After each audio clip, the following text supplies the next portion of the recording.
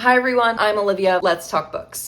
With November just around the corner, literally tomorrow, that means it's Nonfiction November, and a lot of people like to use the month to prioritize nonfiction reading. I didn't start taking reading nonfiction more seriously until this year, and I would say it's dramatically changed my reading. Some of my favorite books this year have been nonfiction. One of the reading goals I had for this year, which I now realize is completely unrealistic, was to have 50% of my reading be nonfiction and the other 50% be fiction. The more I'm reading, the more I realize the realistic expectation is 75% fiction and 25% nonfiction. And according to Storygraph, my reading this year has been just that. I do set out to read 100 books a year, and now that I know that 100 books a year is possible for me, I'm a stereotypical Aries. I'm always determined to make that goal, but because it is an even 100, I will try to make it exactly 75% and exactly 25%. Since a lot of these books have been ones that I've read this year, I would also anticipate seeing some of these in a lot of my end of year videos. I'm still deciding exactly which videos I want to be doing, but for right now, I wanted to put this beginner-friendly guide of nonfiction books that I consider to be essential must-reads. Regardless of what your relationship with nonfiction is or isn't, at least you have a starting point. A lot of these are pretty popular. There's a good chance you've heard of them. If you're a frequent nonfiction reader, you've probably already read them yourself. I do also want to give the disclaimer that there are some very notable and popular books that won't be on this list. That's because they're still on my TBR and I haven't gotten to them yet. So if you're wondering where a certain book is, that's why. I'm sure I'll make this video again next year. All my updates will be there. But I could also see myself making another nonfiction guide before then. Here's where you should get started. For memoirs, we have Between the World and Me by Ta-Nehisi